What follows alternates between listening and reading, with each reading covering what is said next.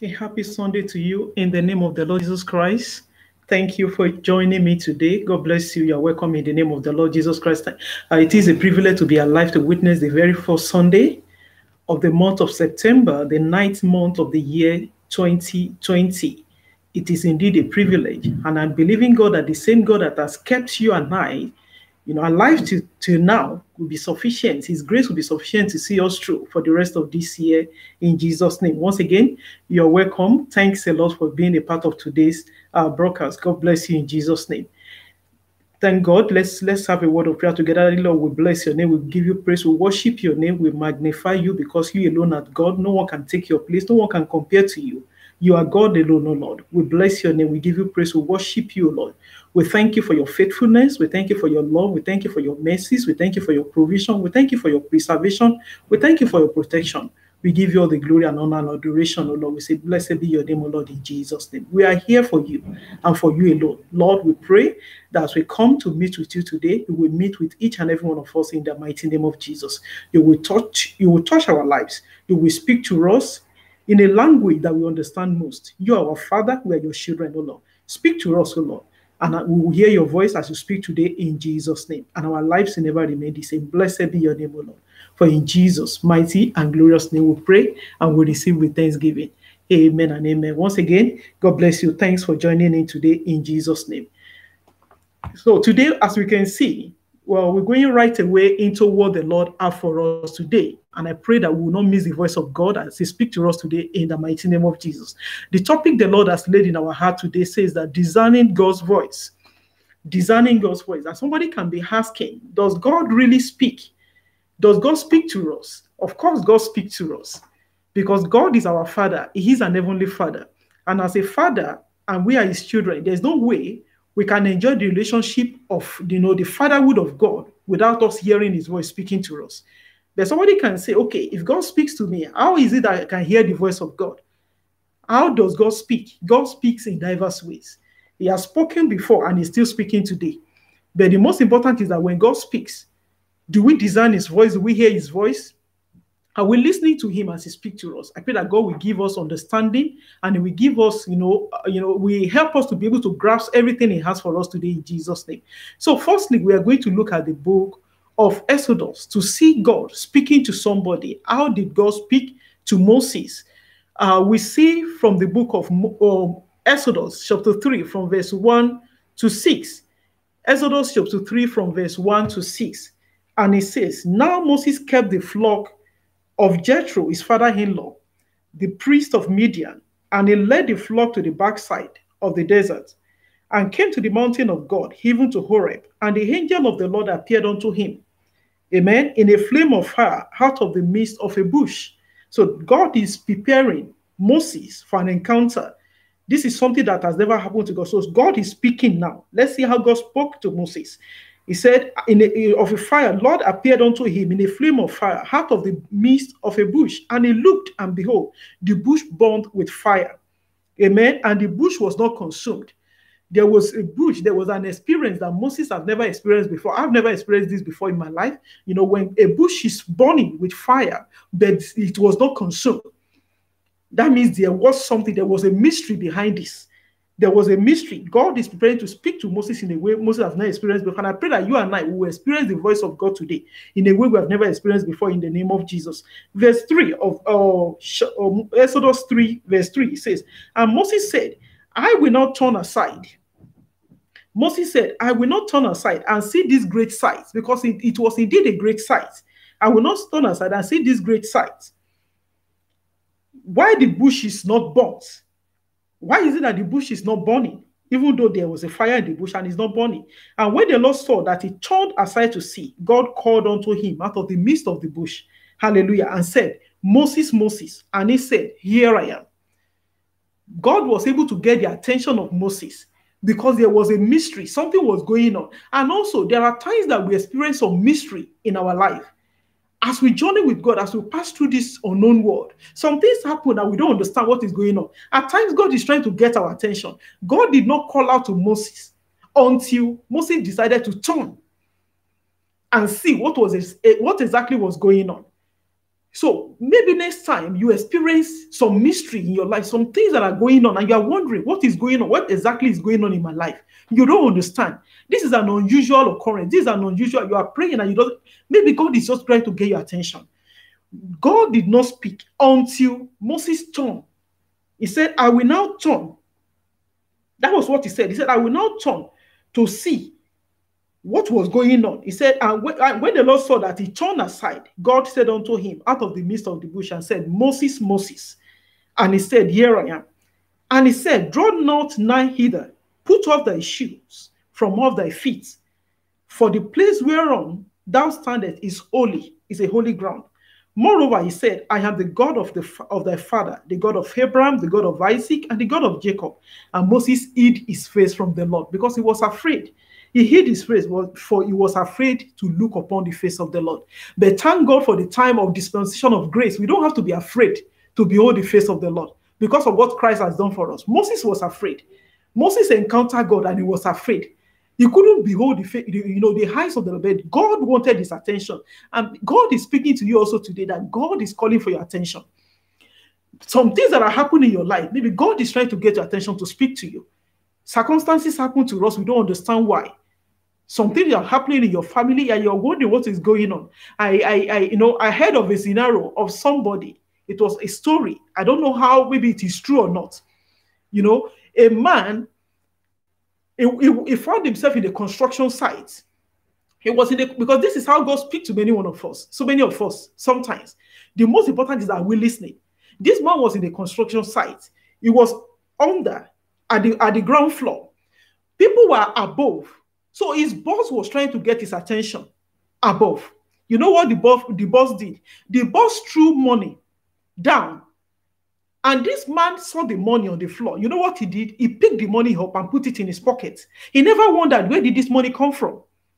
The man dropped money from up to get his attention. At least if this man see money, he will wonder, where did, he has to look up and see, oh, who dropped this money? Where did the man thought it was in the time that God dropped manna from above. Many of us, we just see some things, we just pocket it and think, oh, thank God for today. This man picked the money and put it in his pocket. Another time, the man threw a little stone just on his helmet because it was, like I said, they were in the construction site. The boss threw a little stone on his head. He heard the sound of the stone. Oh, what is this? He just waved it aside. The boss was trying to get his attention. Lastly, when the boss realizes that this is not the time of phone that they could have called each other, do you know what the man did that got his attention? The man eventually threw a very big stone that nearly broke the head of this man. You know what? When the stone landed on this man's head, he was now afraid, and he looked up and said, "Who did that? Who threw the foot?" So can you relate with that? This man the boss did not get the attention of the man until he experienced a very great predicament that his head nearly broke. What we are talking here is that at times God, some things, hello, you are welcome, Sister Kemi Howard. God bless you in Jesus' name. At times God blesses us to get our attention. God will give us abundance just for us to draw our attention to himself, that out of his mercy he has blessed us. At times God might allow something, maybe you are driving or you are going on a road and something that could have taken your life happened to you, and God spared your life. God is trying to get your attention. Maybe you have departed from working with God. God is trying to get your attention, but you are not getting it. Eventually, God forbid, something big happen, a big predicament happen, and you begin to run a scatter. Then you are seeking the face of God. Maybe you stop working with God. Maybe you stop praying to God. Maybe there are some things that you do. When you started working with God, you stop doing it. And God is trying to beckon to you, my daughter, my son, I'm calling out to you. You will not hear until something happened. Maybe somebody loses his job, then he begin to run after God. Maybe somebody is health. Initially, maybe it was following a pattern that is not good for your health. Maybe sometimes we have some bad habits. We eat some food that is not good. Maybe the doctor or maybe some family member are telling you that this thing you are eating is not good for you. You will not listen. God can speak through people. God is speaking every day to us. But we will not listen until, God forbid, the person ended up in the hospital, then begin to cry out to God. I pray that God will help us.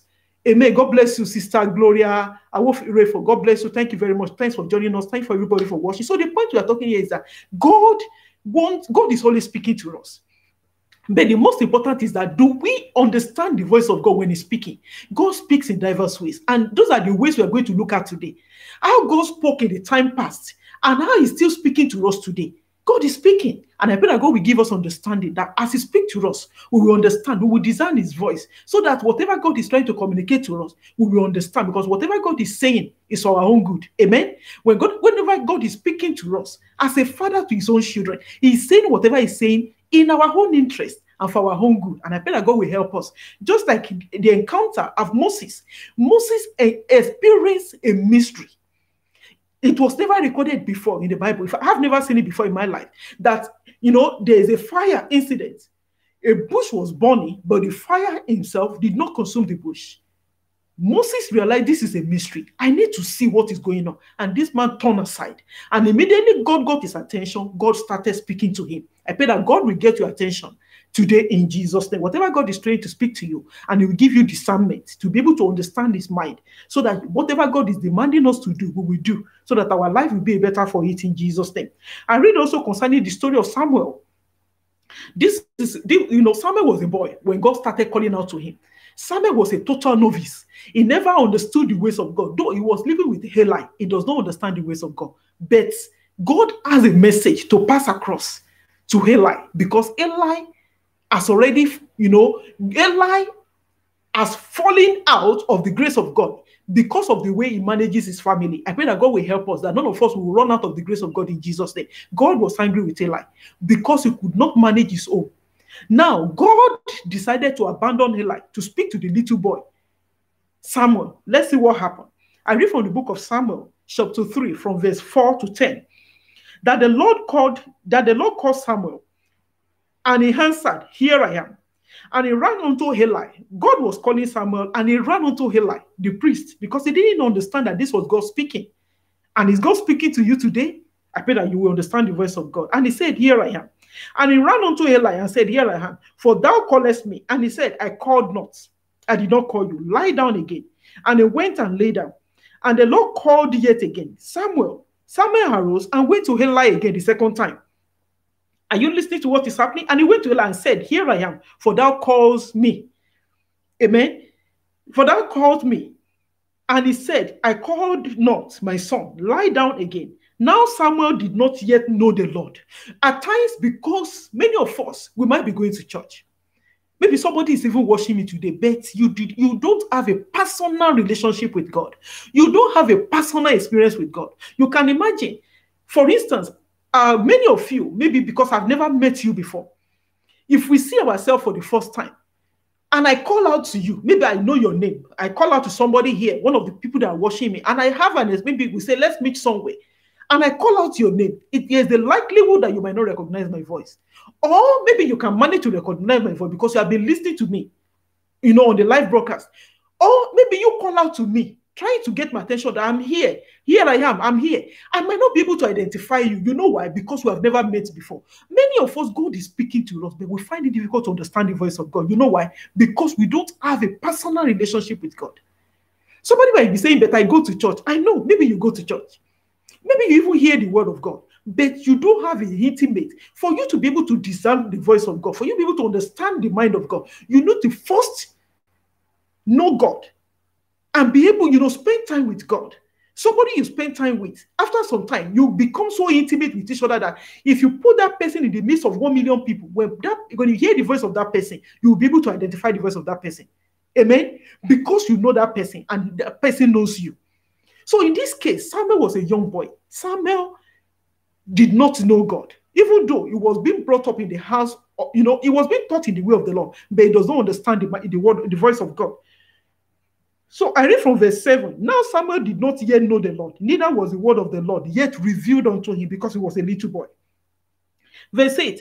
And the Lord called Samuel again the third time, and he arose and went to Eli and said, "Here I am, for thou didst call me." This boy was becoming restless. He couldn't sleep. He said, "Daddy," or whatever I call him, "you are calling me. I keep hearing you calling me. For thou didst call me." And Eli perceived that it was the Lord that had called the child. Eli now understood that it seems it is God that is calling this boy. And see what Eli did. Therefore Eli said unto Samuel, "Go, lie down." And it shall be, if he called thee, that thou shall say, Speak, Lord, for the servant heareth. And I pray that you and I will learn to say that when we hear the voice of God, when we sense this, that the Spirit of God is trying to reveal something to us, we say, God, speak, for your servant heareth, for your daughter heareth, for your son heareth. I pray that God will help us in Jesus' name. He says, Speak, Lord, for the servant heareth. So Samuel went and lay down in his place. Verse 10, and the Lord came and stood and called as at other times, Samuel, Samuel. Then Samuel answered, Speak, for thy servant heareth. And that was exactly when God started to speak to Samuel. God was able to get the attention of Samuel. Remember when we read in the book of Exodus, where we just read concerning Moses, Exodus 3, God will not speak until he gets our attention. I pray that God will get our attention today in Jesus' name. Samuel says, Speak, for the servant hearing. Then God began to relay the message, because there was a message that was to be passed across to Eli. God was looking for somebody to send to Eli, because God was no longer interested in speaking to Eli. But it is my prayer today that the same error, the same mistake that Eli did, that made God to abandon Eli and be speaking to a little boy, I pray that you and I will not make the same mistake in Jesus' name. We will not do whatever that will make God to be grieved with us, but because God was really grieved with Eli, that he has to now send Samuel to Eli. But we'll go to that, because when God speaks, it's for a purpose. We'll come to that as we continue in today's study. But I pray that when God speaks, we will pay attention. God started speaking to Moses. Remember in the book of Exodus, after Moses turned aside to behold what was going. And also, it was after Samuel said, Speak, Lord, your servant heareth, that God began to speak. Because God wants our attention. He wants our full attention, not partial attention, so that we'll be able to know that whatever He's speaking to us, we understand. And I pray that you and I will pay attention to the voice of the Lord in Jesus' name. Concerning also, when we read from the book of Judges chapter 13, I read from verse 2. This story is about the parents of Samson. We will read, concerning, not parents of Samson yet. I read from Judges chapter 13, from verse 2, and let's pay attention. God bless us as we do that. And there was a certain man of Zorah, of the family of the Danites, whose name was Manoah, and his wife was barren and bare not. God was speaking to these people because there's a message to be passed across again. And I pray that God will speak to you and I, will speak to our circumstance and our situation. He will meet us right where we are in Jesus' name. God came to visit these people because they were barren. And I don't know whatever your situation is. I pray that the voice of the Lord will come and meet you at the very point of need today, of your need today in Jesus' name. Verse 3, and the angel of the Lord appeared unto the woman and said unto her, Behold now, thou art barren and bearest not, but thou shalt conceive and bear a son. That is the message. That is the good news that the voice of the Lord brought to Manoah and the wife. And I pray that the voice of the Lord will come and meet you also at the very point of your need today. I don't know whatever the need in your life is. When the voice of the Lord comes, it comes for a purpose. And I pray that the voice of the Lord will speak to you, will meet you at the very point of your need today in Jesus' name. He said, But thou shalt conceive and bear a son. Then the woman came and told her husband, saying, A man of God came unto me. It was an angel that came. And he said, A man of God came unto me. And his countenance was like the countenance of an angel of God. Amen. He said, The man of God visited me, and the countenance was like that of an angel of the Lord. Amen. Very terrible. He said the countenance was very terrible. But I asked him not whence he was, neither told he me his name. Because he does not have a name. He's an angel. He's a representative of God. Amen. He said, Did not tell me his name. But he said unto me, Behold, thou shalt conceive. That is the most important. The message is that you are going to conceive and bear a son. And now drink no wine, no strong drink, neither eat any unclean thing, for the child shall be a Nazarite to God from the womb to the day of his death. So that was the birth. This was how Samson was conceived. God had a call for Samson from his mother's womb. He said, from his mother's womb, he said, You are not going to drink any strong, because he's going to be a Nazarite. He's going to be set aside for my glory. Amen. Then Manoah entreated the Lord and said, I read from verse 8 now. Then Manoah entreated of the Lord and said, Oh my Lord, let the man of God, which thou didst send, come again unto us, and teach us what we shall do unto the child that shall be born. And God hearkened to the voice of, so God is speaking again to Manoah, the father of Samson. And the angel of God came again unto the woman as she sat in the field. But Manoah, her husband, was not with her. The husband was not there. And the woman made haste and ran and showed her husband and said unto him, behold, the man had appeared unto me that came unto me the other day. So the point here is that God sent his angel to bring good news to the parents of Samson. They were barren, they had no children. And God, they've been praying. I believe they've been praying to God. And it was time for God, to show them mercy. It was time for God to answer their prayer. So God sent an angel, but it was a wife that was around. And God told her, you were barren and your husband, but you're going to have children. And the same voice is going to anyone that is watching me today, or whosoever that is going to come, that is going to watch this ministration. Anyone that is watching, the same voice that spoke to the parents of Samuel is speaking to you today, that you shall bear a child, you shall conceive, and you will bear a child in the mighty name of Jesus. That voice came, and God fulfilled his promise. And the same God that did it in the life of the parents of Samson will do it in your whole life also, in the mighty name of Jesus. Amen. So God told them, and truly, the word of God was fulfilled. So when God speaks, God fulfilled his promise, because God can never lie. Amen. When God sent forth his word, whether God comes in any way, God is speaking to his children. God always makes sure that he honors his word. And the same word of God that is coming to you today, whatever area of your need that this word is coming to you, will meet you at the very point of need, in the mighty name of Jesus. We see also how God spoke to Hagar, the handmaid, as in the maid servant of Abraham and Sarah, in the book of Genesis chapter 21. Genesis 21 from verse 17 to 19. I read, and it says, and she went and sat down. And she went and sat her down over against him, a good way off, as it were a bow shot. For she said, let me not see the death of the child. This woman was sent out of the house because of the fact that she was pregnant, and according to the allegation against her, that she was becoming proud and all that. So she was sent out of the house. Now, the son was becoming dehydrated. There was they had no enough food and water to care for that son. So the woman was becoming perplexed. She left that child, the little boy, Ishmael. She left the child somewhere so that she does not want to experience the death of the son. So let's see what happens here. She sat over against him and lifted up her voice and wept. Verse 17. And God heard the voice of the lad, and the angel of the Lord called out of heaven and said unto her, what aileth thee, Hagar? Fear not, for God hath heard the voice of the lad where he is.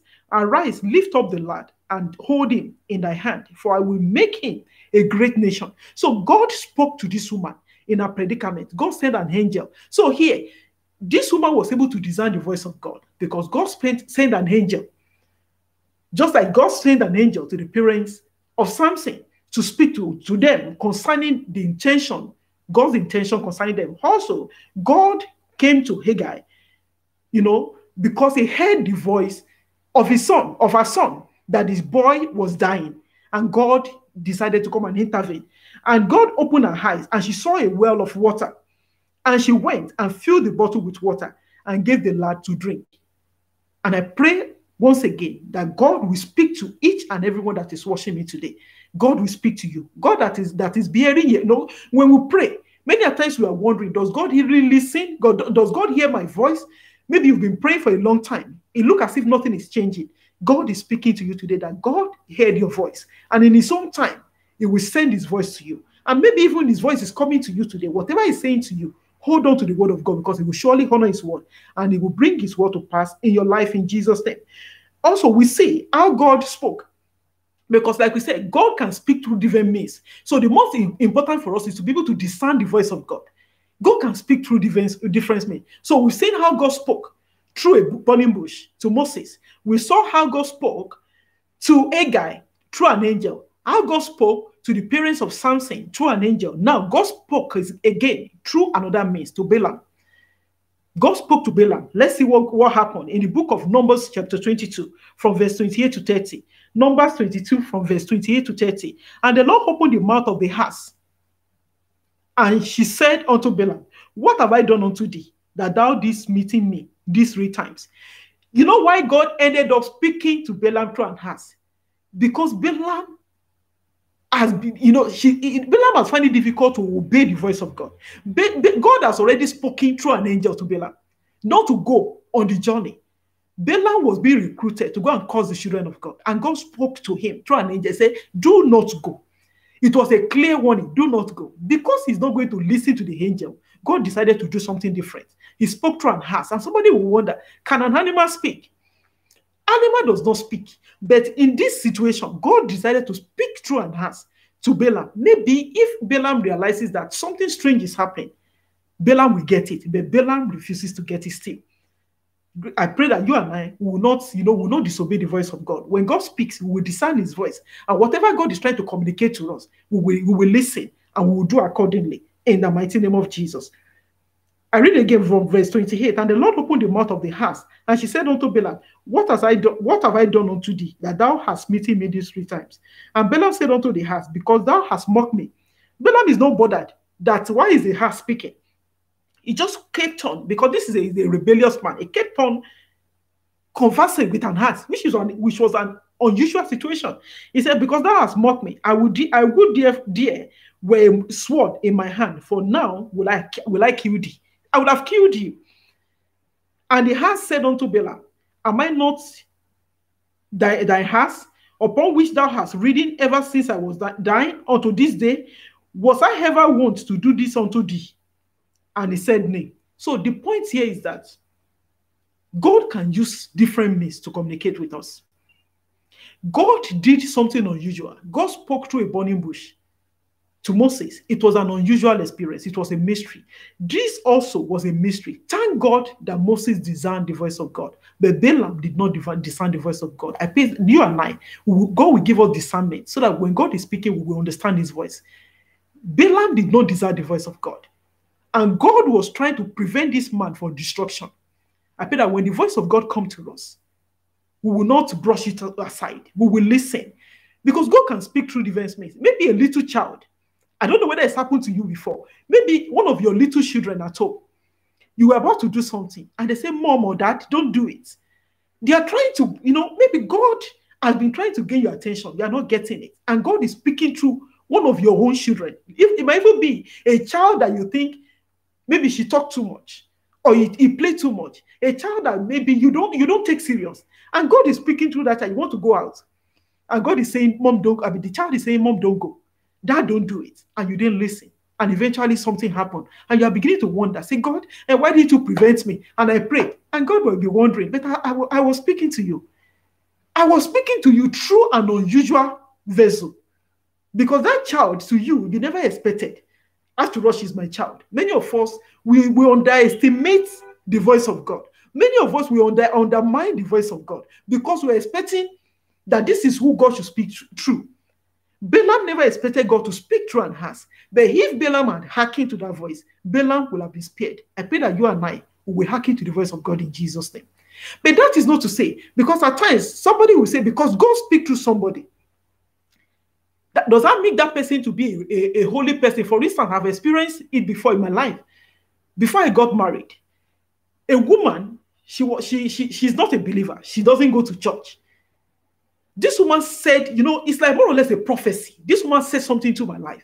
Do you know that thing came to pass? I could confirm to you today that thing came to pass. And I was wondering, I remember that woman said that thing and it came to pass. Does that mean that woman is righteous? Does that mean that woman, maybe her ways are right with God? No. God can use anybody. Maybe it's happened to you before. Maybe you're on a bus, or you're on a road, or you're somewhere. You're just doing your own thing.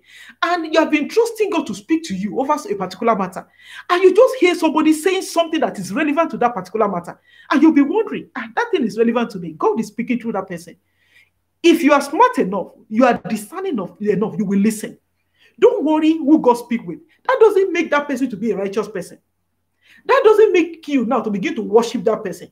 I've seen cases online that some people, they will just say, oh, a particular person said something in a particular time. And that because that thing came to pass, then they begin to worship that person.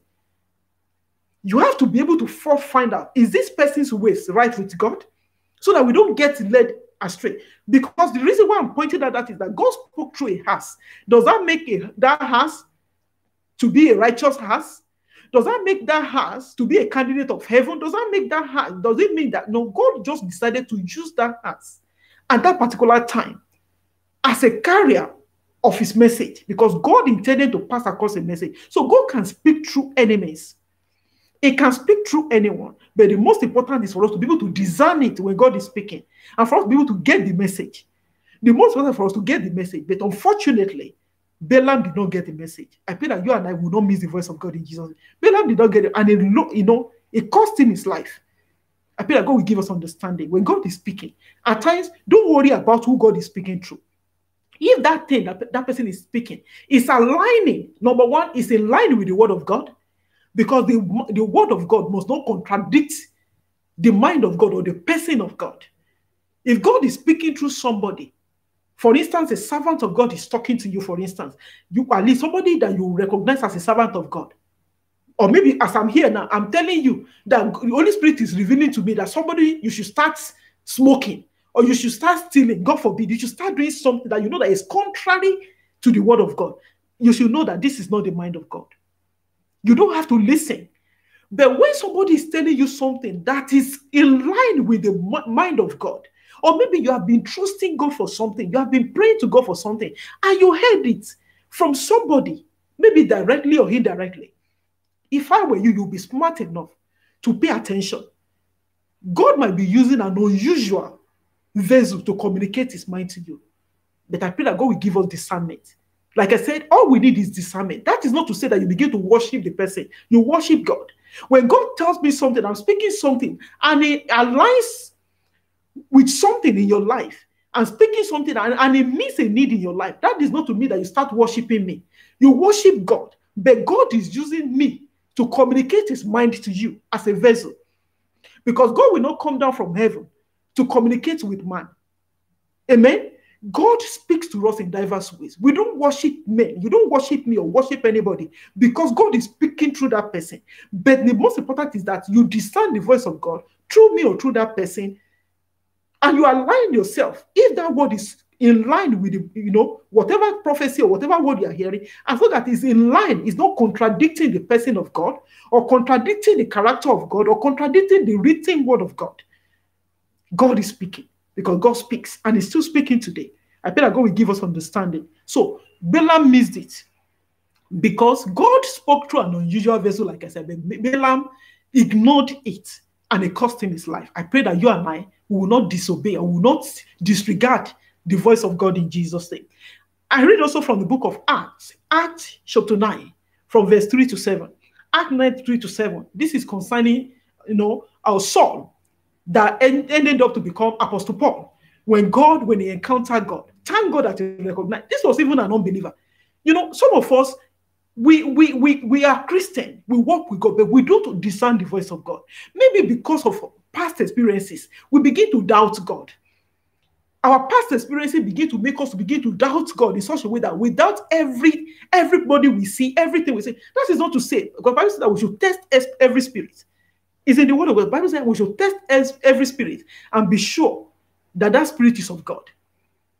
God spoke to Saul. Let's see what happened in the book of Acts 9 from verse 3. As Paul now, Saul, it was Saul before he became Paul. As he journeyed, he came near Damascus. And suddenly there shined about him a light from heaven. And he fell to the earth and heard a voice saying unto him, Saul, Saul, why persecutest thou me? God was speaking to Saul directly now. He didn't send anybody. He said, why persecutest thou me? And he said, who art thou, Lord? Look at this man. He was able to understand that this is God speaking, because he couldn't see the man speaking. He was hearing the voice, but he couldn't see the person speaking. But his sense he was able to discern the voice of God, because look at his response. He said, who art thou, Lord? Who art thou, Lord? Can you see that? This man was, because this is what God is longing for us to be able to discern his voice. That is what today is all about. Discerning the voice of God. He said, who art thou, Lord? And the Lord said, I am Jesus whom thou persecutest. It is hard for thee to kick against the pricks. It is difficult for anybody to kick against the pricks. And he, trembling, and astonished said, Lord, what wilt thou have me to do? This man, even though he was an enemy of God, but he came to the end of himself immediately. He discerned that this is God speaking from above, because I can hear a voice. This is a strange voice, but I can't see anybody. He said, who are you, Lord, that I'm persecuting? And immediately the voice told him that I am Jesus, the same person that you are persecuting in the life of my children. And this man immediately came to the end of himself. I pray that you and I will come to the end of ourselves. Until we come to the end of ourselves, we cannot experience God. Until we come to the end of ourselves, we cannot enjoy the beauty and the mystery and the glory of God. And I pray that you and I will experience the glory of God, because today we will come to the end of ourselves, so that God will begin to reveal himself to us in Jesus' name.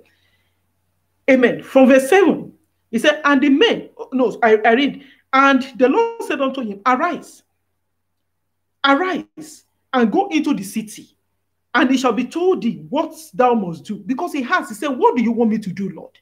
What exactly do you want me to do? He said, go into the city, and I will show thee what thou must do. And the men which journeyed with him stood speechless. They were hearing people speaking, but they couldn't see anybody. They were all speechless, but they knew that there was a mystery going on. They know there was a mystery. So I want you and I to be sensitive, even as we are journeying, especially through this unknown season, unknown time. God is still speaking to his children. God is speaking. But the most important is, I pray that God will give us the grace to be able to discern his voice when he's speaking to us. This was an unbeliever. This man, Saul, was able to discern the voice of God. If Saul was still struggling to acknowledge the person of God, it's possible that he will stay longer in that experience. Many of us, we are working with God, and God is, we are experiencing some mystery around us. But because we are not acknowledging God in the midst of that mystery, it's making us to stay longer in the midst of the mystery. I hope you are getting me. God is, there's some mystery around us. It could be your family. It could be concerning your business. It could be concerning your health. Some things are happening that is unusual. It's beyond your understanding. People around you, they find it difficult to understand. But until God is waiting for us to acknowledge him in the midst of that mystery, so that he will be able to take us further. So that he'll be able to reveal his mind to us in the midst of the mystery. Amen? I pray that God will give us understanding. Just like Moses encountered that mystery, and he acknowledged God in the midst of the mystery. Saul encountered mystery, and he acknowledged God in the midst of the mystery. Then God began to speak to him. Say, don't worry. I'm happy you can acknowledge me now. You have humbled yourself. Now, go into the city. I will show you what is happening to you, what is to happen to you next. I pray that as we acknowledge God, even when we don't understand things that are happening around us, we are going through maybe some health challenges. You are going through some financial challenges. Maybe you are doing business and things are not turning out the way you expect it to be. Maybe God is expecting you. Just acknowledge me that I'm God. Even in the midst of your challenges, acknowledge me in the midst of this mystery, even though you do not understand. Because I am God. Then I'll be able to reveal my mind to you. Because there are some things I want you to know. There are some things I want to reveal to you. But until I see you, that you can see me in the midst of your mystery, that I am bigger than what you are going through, that I am mightier than what you are going through, that I am God of all things, and that I can work all things together for your good, then God might not be able to reveal his mind to us. But because when God is speaking, whether through angel, whether through people, whatever means, God is trying to relay some messages to us. God is trying to say some things to us. But the most important is for us to understand the voice of God and to acknowledge him. And I pray that you and I, God will give us the discerning spirit that we need to be able to acknowledge God, even when we don't understand him speaking. I pray that God will help us in Jesus' name. I read from the book of Revelations, Revelation chapter 1, from verse 1 to 3. And it says, the revelation of Jesus Christ, which God gave. God spoke now through revelation to John. God spoke through angels. As you can see, he spoke through an ass. Now God speak also through revelation. So God can speak to you through dreams. He can speak to you through revelations. So people, they will tell you, that happens to me a lot. Maybe I'm just sitting there to look as if I'm in a trance. And there are some revelation God will be giving me. Then I know that this is God speaking. So God gave this man revelation. It depends on how God speaks to you, because God speaks to us differently. I pray that God will help us so that we'll be able to understand what God is speaking to us today in Jesus' name. He said, the revelation of Jesus Christ, which God gave unto him to show unto his servants things which must shortly come to pass. God is revealing the things that will come to pass. And, we are getting close to that time now because the Lord is coming soon. Amen? The Lord is coming soon. To show unto his servant things which must shortly come to pass. And he sent and signified it by his angels unto his servants, John, who bear record of the word of God and of the testimony of Jesus Christ, and of all the things that he saw. Blessed is he that readeth and that hear the words of this prophecy, that is the scripture, the word of God. I'm sure you have it in your house. You have it on your phone. You have it on your iPad. You have it on your tablet. You have it on your computer. That is the word that, so John is talking about. He said, blessed is he that readeth the word of God, and they that hear the words of this prophecy, and keep those things which are written thereon. For the time is at hand. Beloved, the time is at hand. And I pray that the grace for us to hear the word of God and to keep the things that are written in the word of God. Whatever God is telling you today, keep to it. Keep to it as the Lord give you the grace, and it shall be well with you and I in Jesus' name. Also, God spoke in a vision to Father Abraham from the book of Genesis chapter 15, verse 1. After these things, the word of the Lord came unto Abraham in a vision, saying, fear not, Abraham, I am thy shield and thy exceeding great reward. God spoke to Abraham in a vision, reassuring him, said, do not be afraid. And the voice of the Lord is talking to you again today. Daughter, son, do not be afraid. I don't know whatever you are going through, but the voice of the Lord is coming. Because the same word that came to Abraham, the same word is still the same. The word of God is God himself. And the Bible says that it has never changed. It's the same yesterday, today, and forevermore. The voice of the Lord is coming to you today that, daughter, son, do not be afraid. He said, he is your shield. Amen. The Lord is your shield, and he is your exceeding great reward. The Lord is your great reward. In the land of the living, the Lord is our great reward. And in the world to come, he is our great reward. Amen. Because Christ in us is our hope of glory. Hallelujah. So the Lord is so the same word that I said is coming to Abraham, is coming to you today, that the Lord is our great reward. Amen. I read also from the book of Judges chapter 14.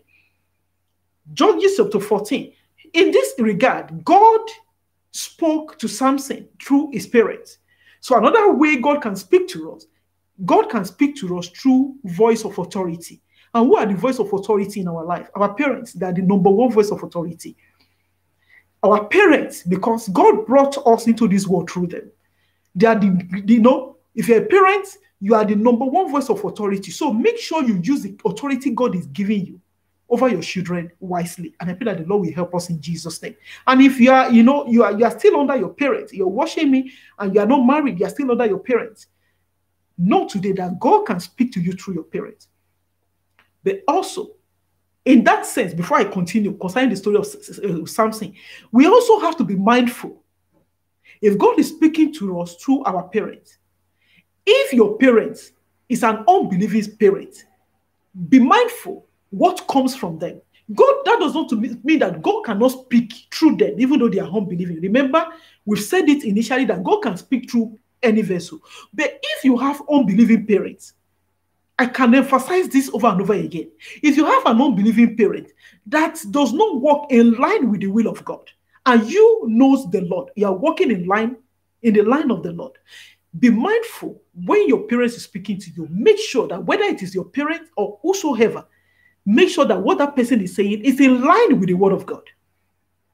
Because if as a parent, thank God I know the Lord. If as a parent, maybe if I didn't know the Lord, and my children, maybe they know the Lord, or maybe they too did not come to the knowledge of God, and I am leading my children in idolatry, I am leading my children in a way, in the things that God has said that we should not do. I remember watching a viral video. In fact, I kept that video for a very long time. I had to show it to my children. Thank God that you are raised in a godly family. Then we can see things happening in the world. This woman took her own children. Many of you might have watched it before. I've deleted it from my phone. This woman took her children. I think they went on a holiday somewhere in Europe, because I could see them. Maybe they were living in Europe. I don't know. But they were they were in a setting that looked like a resort or something.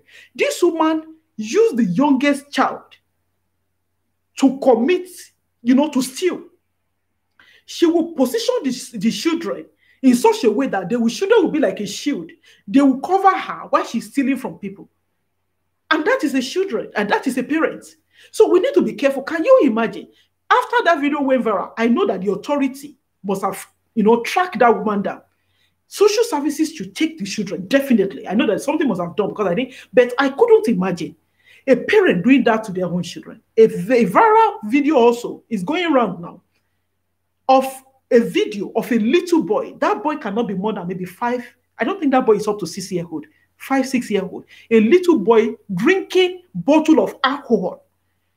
And a lady was in front. I guess the woman or the lady is possibly to be the mother. And there were people dancing, around that little boy, a little innocent boy, drinking, carrying a bottle of alcohol.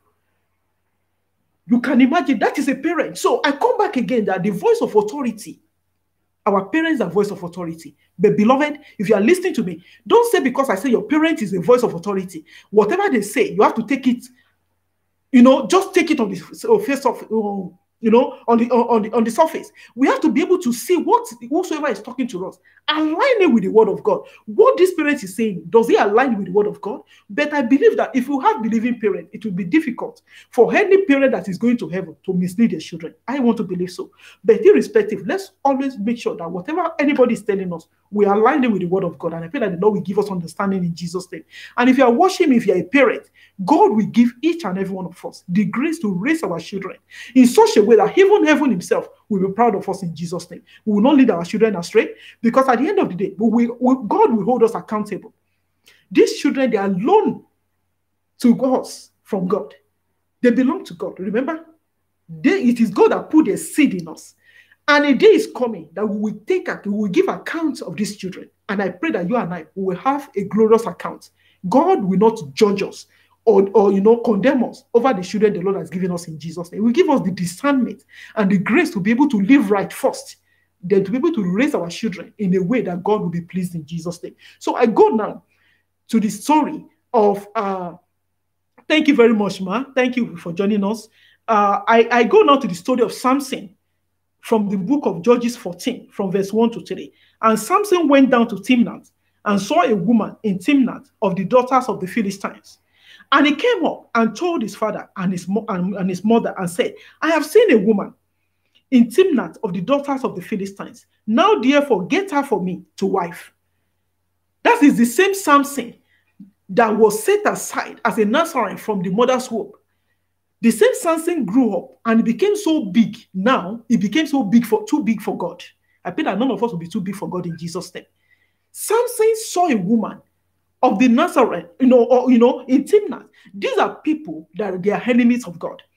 And he decided to go and marry from the enemy's camp. And the same Bible tells us that we should not be unequally yoked with unbelievers.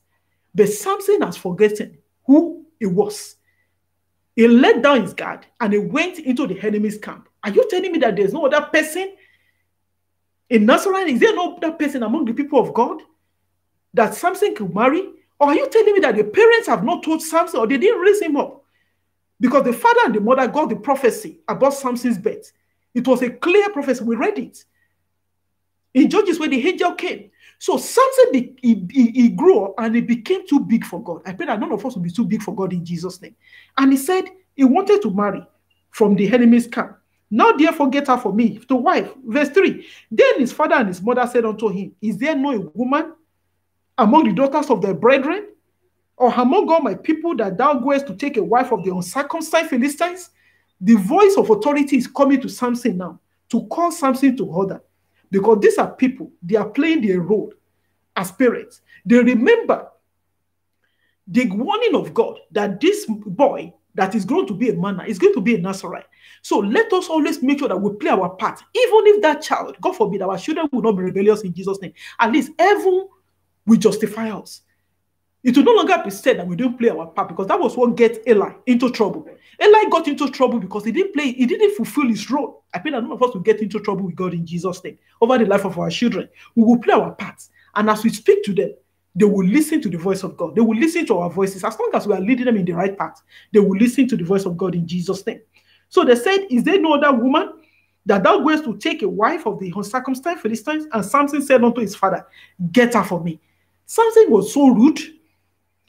He was not submissive to the parents. He said, just get her for me. I can't be bothered. You people, you are talking too much. And if anybody is watching me, and your lifestyle is like that, your parents, you now disregard them, you don't respect them, because maybe you are listening and you're saying, oh, maybe your parent, no.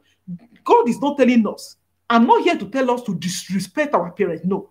Remember, the only commandment in the scripture that carries a blessing with it is that you should honor your father and your mother, and it shall be well with you. That is out of the commandment of God. The only one that carries with it blessing is you must honor your father and your mother, even if they are unbelievers. So I've not told you, nobody, no leader, nobody should tell us that we should disregard our parents or dishonor them. What I've said is that if your parents, they are unbelieving parents, that is not to say they cannot speak right. That does not mean that God cannot speak through them. But the most important thing is that whatever which an unbeliever is telling us, you have to make sure that you yourself, you know the word of God. Or even if you are not born again, at least as a grown-up person, you should be able to know your right from your wrong. So that whatever anybody is telling you, you will be able to discern. Somebody is telling me to go and steal. Am I supposed to steal? So whoever is telling you to go and steal, if you know your right from your wrong, you know, even if you forget about maybe you're a Christian or no Christian now, you know that if you sin, the consequence is that if you are caught, you will be sent to prison. You will be punished. I pray you don't even do it in the country that I came from, where there's jungle justice. At times, if you do it in some places where there's jungle justice, if the person is so unfortunate, they burn them at times. They set people on fire. It is wrong, but that happens. So that is to tell us that we have to be careful how we live our life.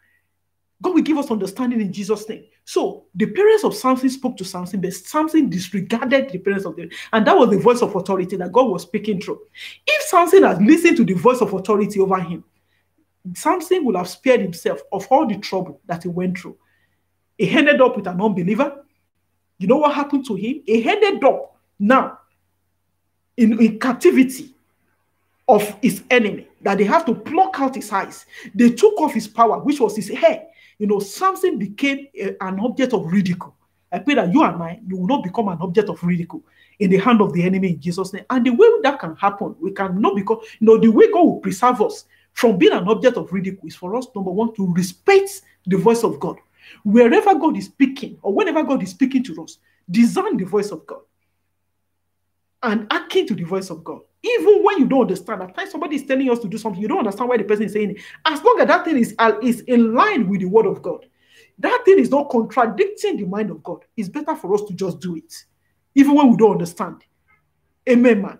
Even when we don't understand, we do it. And I pray that God will give us the grace so that it shall be well with us in Jesus' name. Also, before we go to, reasons why God speaks, because we'll be leaving that point, another voice of authority that God can speak to us through is our leaders. God can speak to us through our spiritual leaders. Maybe your pastor or your, depending on who is your spiritual leader, your spiritual, figure, the spiritual figure over you. Although we understand the fact that a lot is happening in the world, but irrespective, we have to have the kind of discernment also.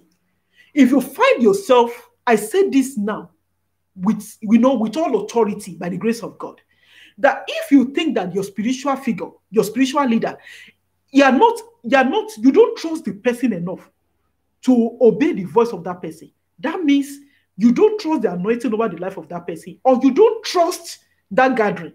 Excuse yourself and let the Spirit of God lead you to somewhere else. I say it again. If you have a pastor, you are worshiping somewhere, and for any reason, you doubt the word of that person, or you doubt the anointing, or the grace of God upon that person, don't force yourself there and become rebellious. And whenever they say you will not listen, you become rebellious, and it's not good for you. You know why? If Christ will come, or anything happen under that kind of condition, that person, a rebellious person, will not go to heaven. I hope we are getting this. Don't be in a gathering and become rebellious because your pastor is doing this. If you can address the matter in a godly way, if you can pray for your leaders, pray for them. If you cannot pray for them, if you can address, maybe for instance, you see a pastor that is sleeping with church members. You see a leader that is savaging or that is stealing church money. You see a leader that is destroying the flock of God, instead of building the flock of God, instead of you to remain in that gathering and become rebellious and begin to destroy the name of God. Because at the end of the day, if you are blackmailing the name of that church, you know what you are doing? It's not about that church. It is the name of God. The name of God is at stake.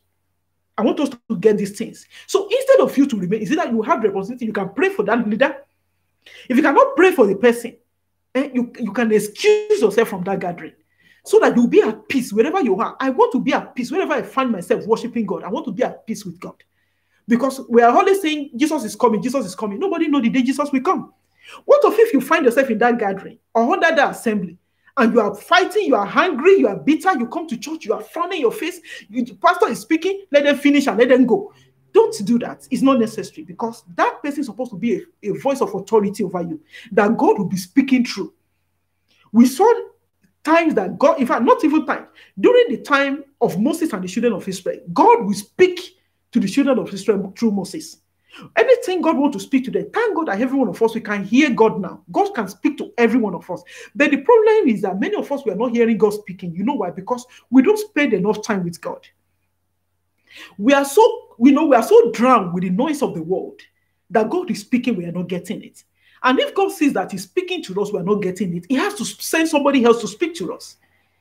When God is communicating to you, maybe you are reading the scripture or you are listening to a message, but when you are listening to the message, you are listening to another music playing behind.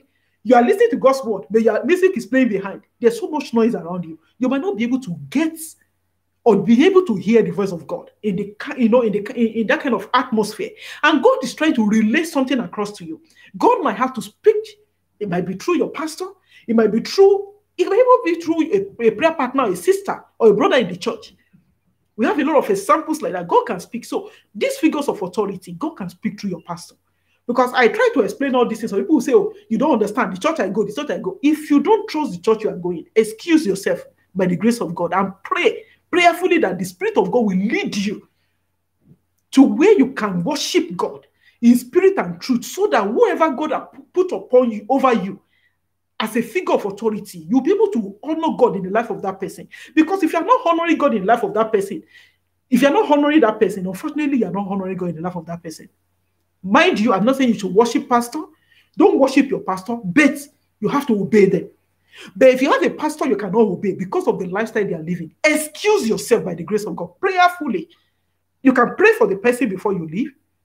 Or if you think you cannot pray, you're too lazy to pray, pray to God to lead you by His Spirit to where you will be able to fellowship under the Spirit and under the anointing of God. I pray that God will give us understanding in Jesus' name. So like we said, our parents can be a figure of authority over us. Our spiritual parents, can be, and also our leaders in authority, maybe our governmental leaders, they can be a voice of authority. Though we know that many of them, politics can be dirty, but still, God can still speak to them. The same God that spoke through Annas can speak to our leaders. That is why also we need to be praying for them. Remember the scriptures that we should pray, first of all, that we should pray for men in authority, so that they will be able to they'll be able to lead us in a godly manner. I feel like God will give us understanding. Let's pray for our leaders. They covet our prayers. They are human. Any leader you see in any leadership position is a human being. They too. Nobody is faultless. They are full of fault. So we can pray for them so that God will keep them from error and God will keep them from mistake. And I pray that God will help us in Jesus' name. Now, we now go to the point that when God speaks, what are the reasons? Why are the reasons? Or what are the essence of God speaking? I'm speaking now. I'm here now speaking to you for a purpose. To bring the mind of God, to bring the good tidings of God, and to bring, to reveal the mind of God to His people. So when God speaks for different reasons. So number one reason why God speaks, from where we have been reading, or since we have been speaking, we'll be able to align what I'm saying now, this reason, to some of the points that we have been considering. The number one reason why God can speak to us is to warn us. God speaks to bring warning. The God we're serving is not a wicked God. God is not a monster. He's not a wicked God. The God we are serving is a merciful God. When you see anybody experiencing judgment or punishment from God, that person, find out very well, God must have sent warning to that person. Maybe the person ignored God's warning. I pray that you and I will not ignore the warning or the voice of God in Jesus' name. God speaks to us to warn us. I read from the book of Jeremiah, chapter 6 from verse 10. And he said, to whom shall I speak and give warning that they may hear? God is saying, he said, to whom can I speak through to give warning that they may hear? Behold, their ear is uncircumcised, and they cannot hearken. God is saying that these people, they are rebellious people. They have uncircumcised ear. They cannot hear what I'm saying. Even when they are hearing, they cannot understand. So who can I speak through to speak to these people for me? He said, to whom shall I speak to give warning that they may hear? Behold, their ear is uncircumcised, and they cannot hearken. Behold, the word of the Lord is unto them a reproach.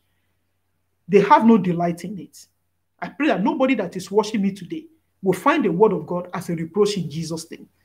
We'll find a word of God, our delight. We will delight in the word of God. You know, I think it was Jeremiah that said that I find the word of God and I hate it. He hate it and it became sweet in his belly. I pray that you and I will find the word of God to be sweet. It will become sweeter than honey in our belly and in our life in Jesus' name. He said, who can I spend? Because some people, God will speak to them. They can, because their ears are deaf to the things of God. They are so much turned away from the things of God. God has one and one and one. It could be a believer. Maybe the person is backsliding and God has been speaking and the person is not getting it. God will send somebody. And God will always send warning before judgment or before punishment. And that was what we saw. Remember the story of Balaam. God sent angel to Balaam to warn him. Balaam did not hearken. Balaam wanted to do things his own way. Even though at a point he was saying, I will go, and whatever God told me to do, I will do. Whatever. No. He was looking for permissive will of God. I pray that none of us will experience the permissive will of God in Jesus' name. God spoke through an angel. He would not listen. He eventually spoke through an ass. He did not listen. And you know, if you know the story of Balaam, if you don't know, go and read your scripture. You will see that Balaam died in the midst of God's enemy. I pray that none of us, our hand will not be like that in Jesus' name. It does not matter. Maybe somebody you are watching and you know that maybe you are disobeying God. Maybe you are not living according to the dictates or according to the ways of God. Don't worry about it. You know, you should be worried. But the most important is that God is telling you today, you know, as I'm speaking to you now, maybe the word of God is coming as a warning to you that you need to turn away from your sins. If you are watching and you know that you are living in sin, you yourself, your conscience is telling you, because if our conscience judges us, God is greater than our consciences. If we are doing something, our conscience is telling us that what we're doing is wrong. Remember that God is greater than our consciences. So once you know that you're doing something and your conscience is telling you that what you're doing is wrong, turn away from that thing. If you're finding it difficult to turn away, pray to God for grace to turn away. His grace is always sufficient for us. All we need to do is to pray. Say, God, give me the grace to overcome this sin. The things you don't do before, you find yourself doing it, and you know you are struggling. You desire to do better, and you are struggling. You don't need to struggle to please God. He said, my grace will be sufficient for you in your weaknesses. He knows we have weaknesses. Every one of us will have weaknesses, but we don't celebrate our weaknesses. We don't condone our weaknesses. We don't rub our weakness. We don't pamper our weaknesses. Rather, we pray to God. Say, God, you promised me that you will be my strength in my weaknesses. Help me to be able to overcome this area of weakness in my life, so that Satan will not see it as a loophole to come into my life. Because Satan, you know, is our enemy. It's our hack enemy. He's always looking for loophole to come into the life of the children of God, to take a foothold. He will look for foothold. Then immediately he gets the loophole, it will now become a foothold for him. And I pray that Satan will not have a foothold in our life in Jesus' name. God will give us the grace to ask for, for strength when we feel weak and we know that we are doing things that are wrong. And the voice of God is coming. We will not say, God is merciful, he's a loving God. God will overlook. No, God does not overlook sin. If you are doing something wrong, if I'm doing something wrong, don't let's excuse it and say, God understand. God will overlook. God will not overlook sin. I feel that God will give us understanding. Rather, we should be asking for grace and for strength to live right, so that when the warning of the Lord comes to us, we will hearken to the warning of God. Whoever hearken to the voice of God, God always show mercy. The Bible says that God does not repent, but we also know that God repents. Remember the story of Ezekiel. There are times that God said, God said, you're going to die. He said you're going to die. But immediately that man turned to God to pray. God repented of, he said he will live. He said the same prayer back to him. He said he's going to live. He's not going to die again. If God promises, the people of Nineveh, God said they were going to be destroyed except they repent. The mind of God is to destroy them. But you know what happened? Because God sent a warning to them, Jonah wasn't going to warn them, but eventually God took control. Immediately these people heard the voice of God. You know what? They repented. And immediately they repented. God repented of his intention to destroy them. And they were saved. So God does not delight in destroying or seeing any of his children, being punished. As a parent, it can never bring joy to my heart seeing any of my children because I smack them or I tell them off, I do something, and I see them crying. Imagine me seeing any of my children crying and I'm laughing. That means I'm a wicked parent. Even if those children have done something, bad, they've done something, that justify me punishing or rebuking them. That does not mean that I will see them crying and I'll be laughing. God will not do the same. God will never see any of his children in pain or being punished or being chastised and he will be happy. It does not bring joy to the heart of God. Before God punishes or God discipline or God correct, he will always send warning ahead. And I pray that anytime the voice of God comes to us, we will hearken to the voice of God. And the grace for us to do better, God will grant unto each and every one of us in Jesus' name. So when God speaks, it could be that God is warning. Also, I read from the book of Ezekiel chapter 3 from verse 17. Son of man, I have made thee a watchman unto the house of Israel. Therefore, hear the word of my mouth and give them warning for me. So that's why at times we will hear some pastors, we will hear some people, they are preaching, their ministers. It will look as if what they are saying is always too hard. Is it this person message doesn't have good news? Because God has made that servant a watchman. He's only relaying what he's hearing from God to you. That is what God told Ezekiel. He said, I have sent you as a watchman unto these people. Whatever you hear me speak, speak to them. So when you hear a pastor preaching and he's warning, and you look as if his word is like, he's not judgmental, he's not judging you. It's not judging you, because if that pastor hear the word and he refuses to preach what he's hearing, you know what? God will hold that preacher accountable. I pray that God will give us understanding. So when the word of God comes as a warning, don't let's begin to judge the messenger. The person is only a messenger. Amen. And is accountable to God for whatever. If God tells you to go and warn, and you go there to go and be telling people, don't worry. God is merciful. Our God is a loving God. He's a God of compassion. Don't worry. All you have to do is that you can be doing better. You'll be getting better. No. Don't let anybody comfort you in lies. I pray that God will give us understanding. So when you hear a preacher preach and his warning is coming from God, it's not his message, it's the word of God. And he's accountable to God himself. Whether he relays the message or not, God will hold that person accountable. I pray that God will give us understanding. So God wants his people. And whosoever God loves, he will warn before you. Because if God doesn't warn, imagine a child is doing something wrong and you didn't correct, you didn't say anything. No prior warning, no prior, telling the child that if you do this thing, I'll punish you, or I'll do this. You just come and you just smack the child. You just come and you just beat the child. What kind of impression do you think that child will have concerning you? Why is mom like this? Why is dad like this? I didn't do anything wrong. Even though that child is doing anything, because that child didn't realize that what he or she is doing is wrong. So the child can go ahead and justify his or herself. So also, God warns us.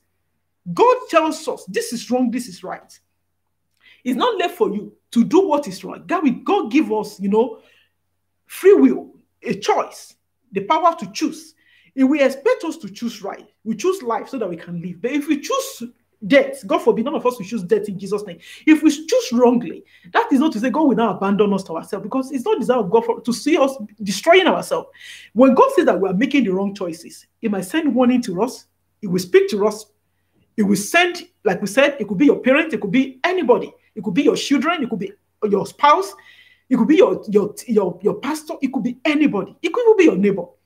God will send people to warn. If the person refuses to listen, then God will act. But I pray that God will help us. We will listen to the voice of God in Jesus' name. I read on the point of warning. Lastly, I read from the book of Revelations 2 from verse 16. It says, repent, or else I will come unto thee quickly. That's the word of God. So I don't know who this is coming to. The Lord is saying, repent. Maybe you're saying, oh, I don't hear God speak. Maybe God is speaking to somebody today that you need to repent. He said, repent, or I will come unto thee quickly. And will fight against them with the sword of my mouth. I pray that God will not fight against any one of us with the sword of, because if God do that to anybody, nobody can overcome God. Amen? Because the Bible calls him as the mighty man in battle.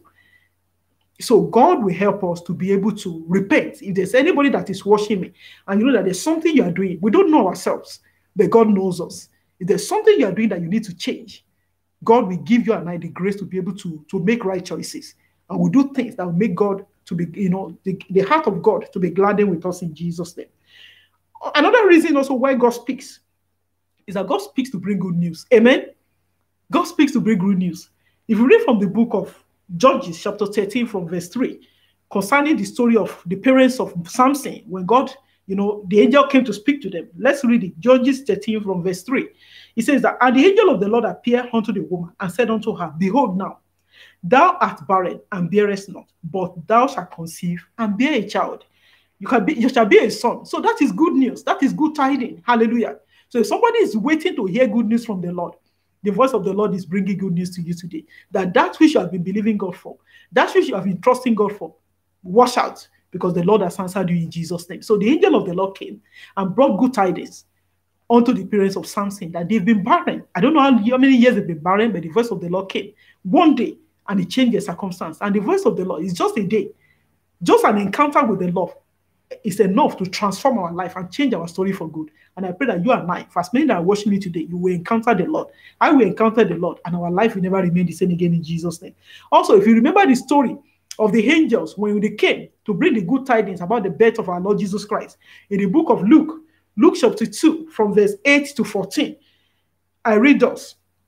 And there were in the same country shepherds abiding in the field, keeping watch over their flock by night.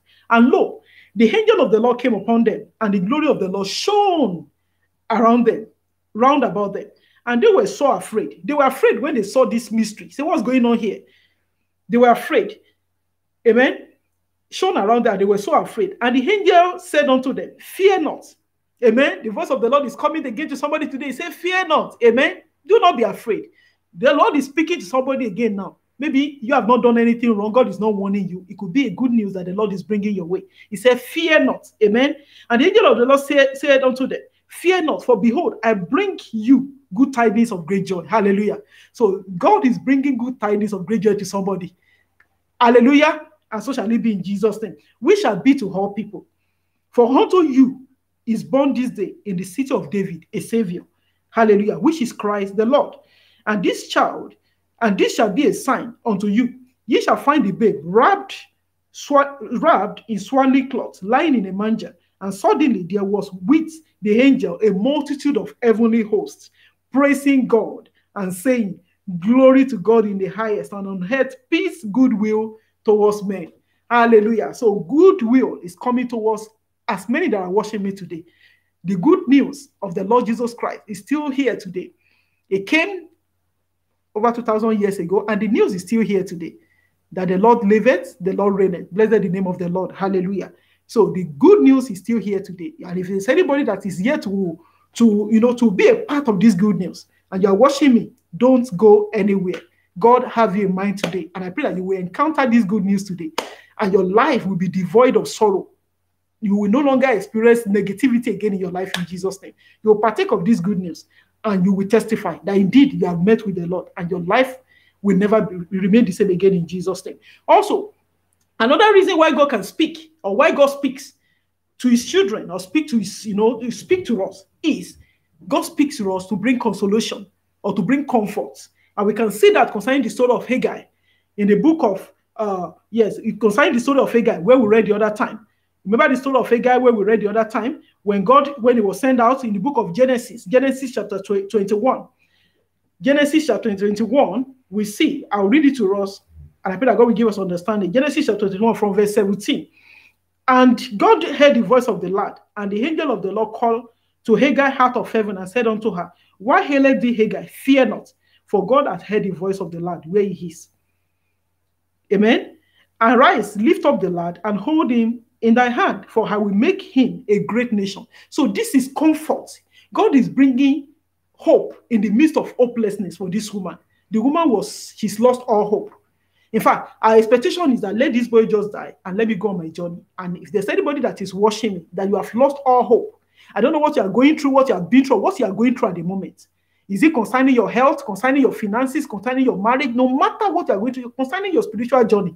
Maybe you are rising today and falling tomorrow. No matter what you are going through, the voice of the Lord is bringing consolation and hope to you in the midst of your hopelessness, that you must not be afraid. That God can take care of you. God can handle this situation. God can bring good out of this seemingly, bad or terrible situation. The Lord can bring good out of it. And that is exactly what he did in the life of Haggai. There was nothing Haggai could hold on to. Haggai has lost all hope. But in the midst of her hopelessness, God spoke. Amen. He said, fear not, for God has heard the voice of the lad where he is, that is the voice of your son. Arise, lift up the lad, and hold him in thy hand, for I will make him a great nation. Hallelujah. You can imagine this kind of, the boy that the mother was waiting to die. God is now saying, that same boy is not going to die. I'm going to make him a great nation. That is comfort. That is consolation. That is hope. And I pray that you and I will experience the consolation of the Lord in times of our need in Jesus' name. And God opened her eyes, and she saw a well of water. And she went and filled the bottle with water and gave the lad drink. So she was comforted. And the boy also was comforted, because, in fact, God, maybe the water has always been there, but they never saw it. There are some provisions that God has provided for us. But because we are so beclouded with our challenges, we are so beclouded with the things we are going through, we cannot see God's provision. We cannot see hope in the midst of our hopelessness. But I pray today that as the voice of God is coming to somebody today, or is coming to you as you are hearing me today, that God will open your eyes of understanding. God will open your inner eyes, your spiritual eyes. You'll be able to see the provision that God has made for you. Because, hey, guy, who knows, maybe that water has always been there. And what that boy needed at that time was for him to just drink a little bit of water. Hagar didn't see until God opened her eyes. And I pray that God will open the eyes of somebody today. You will see the provision that God has already made for you. It's there. It's there. God has made it. You will see it. You will enjoy it to the fullest. And it will bring glory to the name of God in Jesus' name. I read also concerning the story of Paul. Apostle Paul now. On his journey. I read from the book of Acts 27, from verse 22 to 25. These people, they were embarking on the journey. They were in the ship. And because the angel of the Lord has already told Paul that don't worry, that this journey, there will be a shipwreck truly, but no lives will be lost in this journey. And God fulfilled his promise. So any word that God has given us, you can hold on to the word of God. God is dependable. If there's anything you want to doubt, never doubt God. Never doubt the word of God. You can doubt all men on earth. You can doubt me if possible. They never doubt God. God is always true to his word. Because God, men, we are fallible, but God is infallible. Amen. Man is subject to change, but God is constant. And the Bible tells us that God honors his word even more than his name. So God always fulfills his promises. When God speaks, number one, discern what God is saying. Whatever that word is saying in your life, make sure you adhere to it. If it's warning you, repent or correct yourself. If the word of the Lord is bringing good tidings to you, believe it. Believe it. Don't do like Sarah. Remember when the angel of the Lord told Sarah, when they were told that they were going to have a child, because Sarah considered her old age. Sarah laughed at the promise of God. When you hear the word of God, I don't know how long you have been waiting. I have areas of waiting in my life also. So when we hear the word of God, even if you don't believe, don't doubt. Don't doubt the word of God. God is too good to fail. God is too good to fail. He's too mighty. He's too powerful. Remember the word that we are seeing today, this whole word that we're enjoying, it came through the word of God. He said, let there be light. The Bible tells us in the book of Genesis that in the beginning, that the whole world was without form. It was voice, it was voidless. That is, everything was uncomely. It looks ugly. The whole place was ugly. God spoke his word. He departed the sea from the land by the power of his word. When everywhere was in darkness, God spoke. And in the midst of darkness, light came forth. There was no light, but God said, let there be light, and light came. And the word of the Lord is coming to you also, that in the area of your life that there is darkness, the word of God is coming to you, that let there be light. All you need to do is to believe the word of God, that the light that has been sent forth will manifest. Because there is that no word of the Lord will return to God void without fulfilling the purpose for which it has been sent. When God sends his word, it's for a purpose. And when God sends light, definitely darkness must disappear. Amen. When the light of God is sent forth, darkness must disappear. So any darkness that you're experiencing, maybe your spiritual life, in your family, in your marriage, over your health, in your finances, in your business, in your academics, in your career, any area of your life that you are experiencing darkness, just believe. Just believe that the light of God has come, and darkness and light can never cohabit. It is not possible for you to see light and darkness in the same place. So when the light is sent forth, all you need to do is to believe, and you begin to see the manifestation of the light of God in your life in Jesus' name. Amen. So I read concerning Paul and his experience and the shipwreck. And now I exhort you to be of good cheer. So Paul now is encouraging those that are journeying with him in the ship, because they were afraid. They thought, they are going to die and all that. They were panicky. They were panicky. But God, because the angel of the Lord has already appeared to Paul the night before. Now I exhort you to be of good cheer, for there shall be no loss of any man's life among you, but of the ship. The ship will be destroyed, the lives will be saved. Amen. And I pray that God that has spared you and I till now, that same God will spare our life to the end of this year and beyond in Jesus' name. If the Lord's coming tarries, we will live to fulfill our days in Jesus' name. Amen. Verse 23, Acts 27, verse 23, for there stood by me this night the angel of God, amen, whose I am and whom I serve. Paul know the person he's serving. He said, there stood with me an angel of the Lord, whom I'm serving. I serve him and I know the God I'm serving, saying, fear not, Paul. Thou must be brought before Caesar. You are going to come before Caesar to be judged. So you cannot die in the shipwreck. Just like Jesus Christ, God knew that he was going to the cross.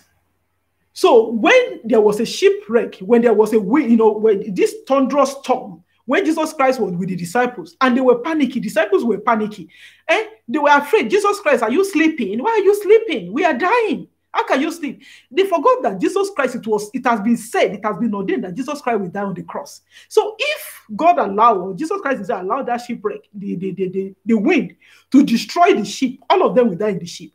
And because it has not been written that Jesus will die through their means, so nothing will happen.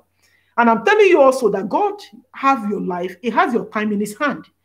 There is a day, there is a plan of God for your life. And until that plan is fulfilled for your life and for my life, nothing will happen to us in Jesus' name. So we need to make sure that we hide ourselves in the promises of God. We need to be able to know the word of God concerning us, and we hide ourselves under the umbrella of the word of God. And as long as we are under the shield and under the covering of the word of God, nothing will happen to you and I, in the mighty name of Jesus.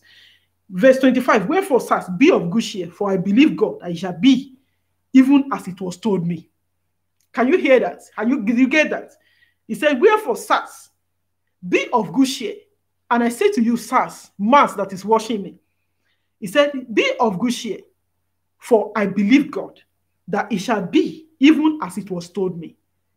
And I say to you today, that whatever is it that the Lord has told you for good, for this year, maybe there's a word that something is going to happen this year, and you have not seen it. All you can see is COVID-19. All you can see is this. All you can see is joblessness. Maybe some people, maybe they've lost their job. All you can see is negativity around you.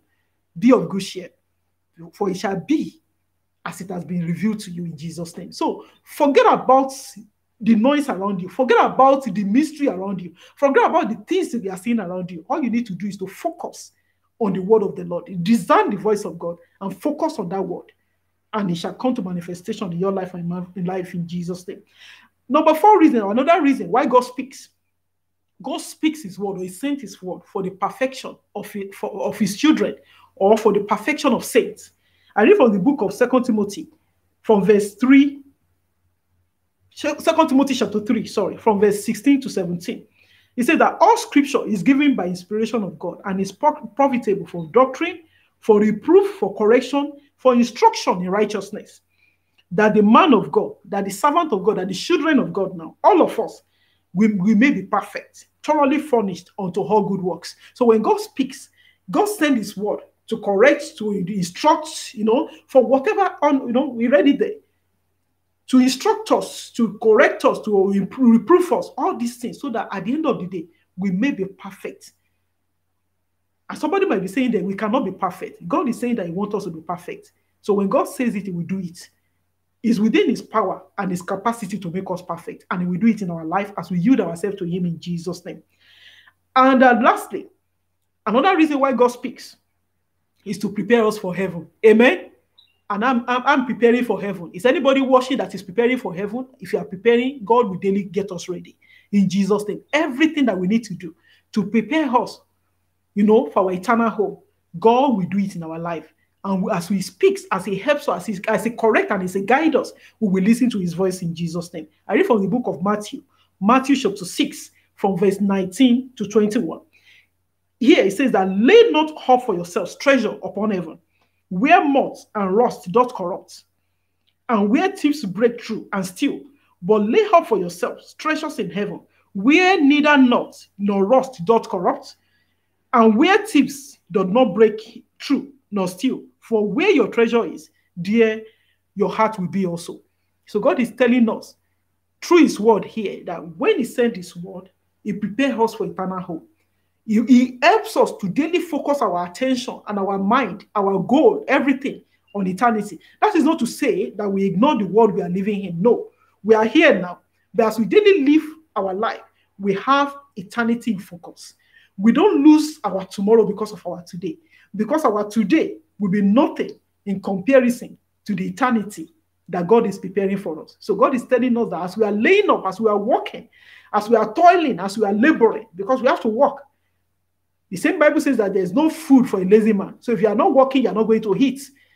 That is the truth. We have to work. But as we are working, as we are laboring, as we are doing everything that God is giving us wisdom to do, to make money, to make riches, we should make sure that when our riches increase, we don't set our heart on it. That is the word of God for you. That when riches increase, we don't set our heart on it. We lay up for ourselves treasures in heaven. We focus, even though we are here, we don't daily lose focus of eternity. As you do your business, don't do your business in such a way that you will lose eternity. Don't do your business in such a way that because you want so much gain, you have to manipulate people. You have to dupe people of their money because you want money. Because when you get all the money, now what happens to your eternity? When you are working for somebody, maybe in an office or anywhere, don't lose sight of eternity because of today. Because you know what? Eternity is indefinite. It's endless. But meanwhile, today, the oldest person, we're not talking of the time of, Methuselah. In our time, the oldest person that can live, I don't think anybody can live up to 150 years. And 150 years is nothing. It's an insignificant fraction compared to eternity. I feel like God will give us understanding so that as we live our life here, as we labor, as we make effort to be who God wants us to be somebody in life, God will bless the work of our hand. He will prosper the work of our hand. But still, we make sure that as we are living now, we don't lose sight of eternity. We don't lose tomorrow because of today. Because tomorrow is more important than today. I know today is important, but tomorrow outweighs tomorrow. Tomorrow outweighs today. I feel like God will give us understanding in Jesus' name. And lastly, I read from the book of Revelations. Revelation chapter 3 from verse 11. It says that, behold, amen, behold, I come quickly. And that is the Lord speaking to us. He said, behold, I come quickly. Hold fast, which thou hast, that no man take thy crown. I read it again. That's the word of the Lord for you and I. He said, behold, I come quickly. The Lord is coming. We've heard it before and we're hearing it again today. We will keep on hearing it. But he has been saying it is coming, it's coming. It's nearer now than ever before. The Lord is coming. When he will come, I don't know, you don't know. But do you know that the person that died, that your neighbor that died last night or today, do you know that their own Lord has come? They've gone to meet with their Lord. So when the Lord is coming, the Lord is coming. Whether he comes now or we go to meet with him, the Bible is telling us that we should behold. The Lord is coming quickly. Hold fast to what we have. So do you have faith? Hold fast to it. Do you have sanctification? Are you sanctified? Hold fast to it. Don't do like Esau and Cain. No, not Esau. Yes, the Esau that sold his birthright because of plate of food.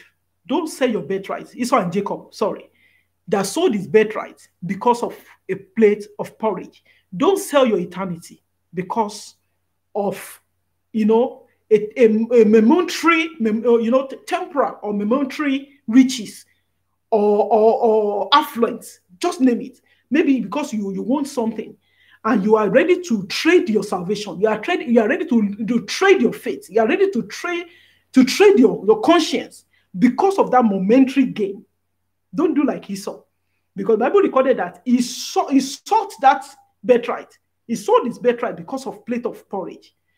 He sought it, but he sought it with tears in his eyes, but he could no longer get it back. I pray that you and I will not sell our eternity because of our today in Jesus' name. God will give us understanding. It will help us that all that we need, that is that God will supply all our needs, everything that we need to prepare while we are still here. God is sufficient to provide for us. Amen. Because that is what the Bible tells us in the book of Philippians. It says the Lord will supply all our needs according to his riches in glory. Everything that we need, God will supply. Everything that we need. Food, God will supply. If God can take care of birds of the air, the flowers that we see today, they are no more. The book of Matthew chapter 6, God will take care of you and I. So don't sell your eternity because of food. Don't sell your eternity because of job. If you lose a job, do you know that God will give you another one? Don't compromise. Somebody say, if you don't sleep with me, if you don't do this, if you don't do that, you will not get this. Or if you don't change a particular figure, you will not get it. Don't do it. Don't do it because what if you get that thing and you never even live to enjoy it? We see a lot of testimony. Or what if maybe God is even using that person to test your faith, to test how truly you are serving him. I've seen a testimony of an employer that knows that person, you've already said you're a Christian, and the person went to go and seek for job, employment, and they gave this guy an offer. Say, fine, if you are going to work with us, I'm going to give you this job. But anybody that works here, there's a deal that we always enter. If you want to work here, because we are not working for anybody, the overall boss, at least we are not living for them. So any money we make, there's a percentage that we always share. Then meanwhile, because this believer has been desperate for a job, he's been at home for a long time, and he's coming to, the reality is that he's going to get paid and he's going to get bonus in form of, this money that they're going to be taking from, dubiously from the employer, their overall employer, their boss. So he felt this is a good deal. I'm going to get my salary and I'm going to get bonus. This guy eventually succumbed. He said, yes, he's going to do it. But you know afterwards, they said he should go and come back. By the time they replied him, they said, you are not going to get this job. They just want to know that truly are you a Christian? You said, because we've seen a lot of people saying they are Christian. If unbelievers are doing this thing, we want people that they'll be able to hold on to their faith. If you say you're a Christian, they want you to be a true Christian. So, beloved, at times we find ourselves in a situation that God might even be using people to test our faith, to really know that you're going to stand in a place of integrity, or you're going to trade your conscience. You are going to trade your eternity just for temporary gain. I pray that God will give us understanding. I want to believe that God is speaking to somebody today. And I pray that you will not miss the voice of God. In any area that any of us are falling short, you will discern the voice of God today. Maybe God is warning. Maybe God has brought you good news. I pray that you will believe the word of God. If God has warned you, you will turn away from your sinful ways.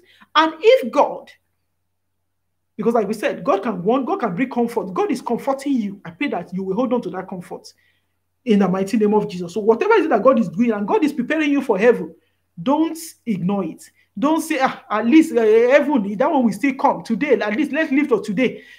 We have only one life. You have only one life, but beloved, live it well. Live it well. You have only one life. I know we all have only one life. But we know how we live that life today will determine how we're going to live tomorrow.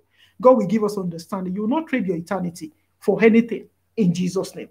If anybody is watching, in your mind of mind, you know that you're not born again. Maybe you are one of the people that God is warning. If you know you are not born again, don't continue in your sin and be thinking that the grace of God will abound. The grace of God is reaching out to you again today that you must repent. If you are watching that, at no point in time in your life, you are never giving your life to Jesus. You've been hearing the word of God. Anytime you hear, you just say, I will give my life. No, today is the day of salvation. But it's that if you hear his voice, harden not your heart. Do not harden your heart. If you know that this voice is coming to you today and you need to repent, don't wait till tomorrow, because tomorrow might never come. And if you know that you are born again, but you have departed from the faith, you have gradually, maybe you have already backslided, or you are backsliding, you are going back like a dog, you are going back to your vomit. The old ways of life that you have abandoned before, you see yourself that the things you don't do before, you are beginning to do it. And you yourself, your conscience is telling you that, hey, girl, you are talking to yourself. Because at times we speak to ourselves, I don't do this before and I'm beginning to do it. That is backsliding. Don't die in the state of backsliding. Don't that an unrepentant man. The voice of the Lord is coming to you today. If you want to give your life to Jesus, or you want to rededicate your life, your life to Jesus, all you need to do is to say a simple prayer. It sounds simple, but it's genuine. If you say it with all of your heart, you are not being forced to give your life to Jesus, but you are being encouraged, because that is the best thing that can ever happen to you. This is the best thing. If anybody is watching and you have never given your life to Jesus, you can never understand what it means to have Jesus, the Prince of Peace, living in your heart or living in your life until you experience it. If you want to give your life to Jesus, all you need to do is to say this prayer after me. Close your eyes and humble your maker. Humble yourself before your maker and say this prayer after me. Say, dear Lord, I acknowledge that I'm a sinner in need of a savior. I confess all my sins and I ask that you forgive me of my sins. Give me the grace to sin no more and write my name in the book of life. Give me the grace to daily live one day at a time for your glory. Help me to follow you till I see you face to face. Thank you for answering me. For in Jesus' mighty name I pray. And if there's anybody that is watching that you are backslided, you say this prayer. You say, dear Lord, I return home like the prodigal son. I'm sorry for wandering from your love. Forgive me of my sins. Cover me with your mercy and your love, and give me the grace never to wander away from you from now till I see you face to face. Thank you for the answer prayer. For in Jesus' name, we are still praying together. Dear Lord, I commit your sons and daughters, for as many that have sincerely in their hearts confess with their mouth. Bible says that with the mouth confession is made, with the heart man believeth unto salvation, with the mouth confession is made. For as many that have believed their heart that truly you are their Lord, and have confessed with their mouth that the Lord is their Savior, Lord, forgive them their sins, write their name in the book of life, and give them the grace, the needed grace for them to sin no more. You said it is God himself. Your word said that it is God that give us the grace to live a life that is pleasing and acceptable unto you. Give this ones the grace to live a life that is pleasing and acceptable unto you. Thank you for answering us. For in Jesus' mighty name we pray. Amen. And every one of us, we are going to join our voice together now. We are going to pray for as many of us that have been hearing the word of God. Let us commit ourselves into the hand of God. I don't know which area that God has spoken to you. Let us pray that God will give us the grace to discern his voice. We need the spirit of discernment. Remember, Moses discerned the voice of God in the midst of a burning bush. I don't know what mystery that you are experiencing in your life at this moment. I don't know what you are going through in your life that seems like a mystery. Maybe God is trying to get your attention. Pray, say, God, help me to see you in the midst of this circumstance in my life and in my family. You are praying to God now. Say, God, help me to see you in the midst of what I'm going through, even though I don't understand. Could it be that this is your own burning bush that you're experiencing, that God is trying to get your attention so that he can speak to you? Say, God, help me to turn my eyes, just like Moses turned to you. Help me to turn to you. Help me to be able to discern your voice. When you are warning me, help me to turn away from that thing that I'm doing that is not glorifying your name. Help me to depart from my sin. Help me to trust you that you are sufficient enough to sustain and to take care of me. Is it that God is bringing comfort to you and God is bringing consolation and good news to you and you are doubting the voice of God? Say, help me, God, to believe your voice. Help me to trust you. Even I don't understand what you are planning to do in my life. Maybe you are looking at your age, you are looking at your health, and you are thinking, doctor, I've told you that this situation can never, is beyond redemption. Or God is telling you that you're going to have children. God is telling you you're going to get married. And you are looking at your age. You are laughing like Sarah did. You are doubting the voice of God. Say, God, help me to believe you. Help me to believe your promises. Help me to be able to hold on to your word, because I know that your word is true, because you can never lie. Help me to trust you, even when I don't understand what you're planning to do in my life. Help me to trust you like Mary, the mother of our Lord Jesus Christ, the young lady. She said, Lord, be it unto me according to your word. Even though she does not understand the enormosity of what God is planning to do with her life, she said, God, let thy will be done. You to tell God, say, God, let the will be done over my life. Let your will be done over my family. Let your will be done over my business. Let your will be done over my marriage. Let your will be done. Just tell God, over my health. Any area of your life that you are trusting God, say, Father, let your will be done. Let your will be done. I surrender all to you. I want you to have your rightful, take your rightful place in my life and in my situation, and let your will be done. Thank you for the answer prayer. Daddy, we thank you for this moment. I thank you for this, for your sons and your daughters that have heard your word. The Bible says that the entrance of your word, brings light, and it brings understanding unto the simple-hearted. Lord, I pray that your children will receive understanding of what you are communicating to them today in Jesus' name. The discernment that they need to be able to hear your voice when you speak, most especially when you speak through unusual means, uncommon means, unusual vessels. Lord, help every one of us, including myself, that we will hear your voice, we will discern your voice. And as you are speaking, we will hearken unto your voice, because one thing is for you to be speaking to us. Another thing is for us to be able to hearken unto your voice. Help us to hear your voice and to hearken unto your voice in Jesus' name. We thank you because you have answered us. And everything that your word has promised us today, if your word has promised us life, we receive that life in abundance in Jesus' name. If your word has promised us good thing, good tidings, Lord, we receive it with thanksgiving. We are thanking you ahead of it in Jesus' name. If your word has promised us hope in the midst of hopeless situation, Lord, we receive hope. We receive your comfort. We receive your consolation. We receive joy in the midst of sorrow. In the midst of sadness, Lord, we receive joy. We receive every good thing that you have for us in Jesus' name. We receive abundant riches from above. In the mighty name of Jesus. Lord, we thank you for the answer prayer. Bless each and every one of us mightily, and go ahead of us into this week, and let everything that might want to be in our path, anything that might want to come our path, that will hinder your move or your glory from being revealed in our family and in our lives, Lord, we pray that your mercy will remove them in Jesus' name. Go ahead of us, Lord, and let your glory be revealed in the life of each and every one of us in Jesus' name. Thank you for the answer prayer. Blessed be your name, O Lord, for in Jesus' mighty name we pray and we receive with thanksgiving. Amen and amen. God bless every one of us in Jesus' name. Thank you, everyone. Sister Kemi Har, thank you. Bro Kelvin Edezo, thank you. Mommy Johnson Adesonya, thank you. Sister Obaritin, thank you. Everybody that has been, Sister Kemi, you are still there. God bless you. Thank you very much for everybody.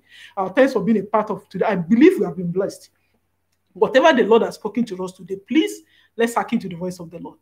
And I pray that the Lord will continue to bless us mightily in the mighty name of Jesus. So I look forward to see every one of us. God bless you, ma. Thank you very much, ma. I look forward to seeing everyone again next week by the grace of God. If the Lord's coming tarries, we will see ourselves again in Jesus' name. Thank you very much, Sister Cecilia Amadin. God bless everyone. And there are so many people that watch at times. Some people don't comment. Everyone that is watching, whether you comment or not, God bless every one of us in Jesus' name. And I look forward to seeing us next week. If you are just joining, remember, you can play back the video. And remember, if you are yet to subscribe to our channel, please consider subscribing. You don't have to pay for it. It's free of charge. Subscribe, and the Lord bless you as you do that in Jesus' name. Look forward to seeing you next time. God bless you. Keep yourself in the love of the Lord. And remember that we love you, that Jesus loves you more. God bless you. Bye for now.